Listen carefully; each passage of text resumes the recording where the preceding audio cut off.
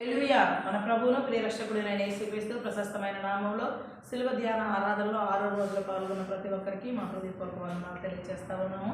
ఈరోజు మన అంశము కుమ్మరి వాని చెయ్యి, ద పోటర్స్ హ్యాండ్. ఇవ్వబడిన అంశాన్ని కనుక మనం చూసినట్లయితే ఇర్మియా గ్రంథం 18వ అధ్యాయం 4వ వచనంలో ఇలా రాయబడి ఉంది. కుమ్మరి జగటమంటితో చేయుచున్న కుండ వాని చేతిలో విడిపోగా ఆ జగటమండు మరలా తీసుకొని కుమ్మరి తనకు యుక్తమైనట్టుగా దానితో మరి ఒక కుండ చేసాను. 6వ వచనం ఇలా రాయబడి ఉంది. ఇజ్రాయేలు వారలారా, ఈ కుమ్మరి మంటికి చేసినట్లు నేను మీకు చెయ్యలేనా? హల్లెలూయా.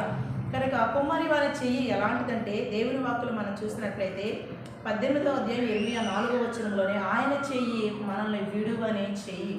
రెండోదిగా మనం చూసినట్లయితే ఇర్మియా గ్రంథం 18:4లోనే మనం గమనించినట్లయితే మరొక భాగము, కుమ్మరి వాని చెయ్యి ఎలాంటిదంటే మనల్ని మంచిగా మలచే చెయ్యి.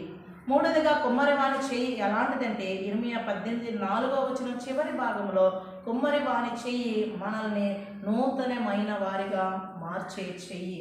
కనుక కుమ్మరి వాని చేతులు మనల్ని విడువవు. పరమ కుమ్మరి అయిన ఆ యేసుక్రీస్తు ప్రభువు వారి చేతులు మనల్ని మంచిగా మలుచుతాయి, అంతేకాదు కానీ నూతనంగా మార్చుతాయి. దేవుడి అట్టి కృప మనకు అనుగ్రహించును గాక. ఆమేన్.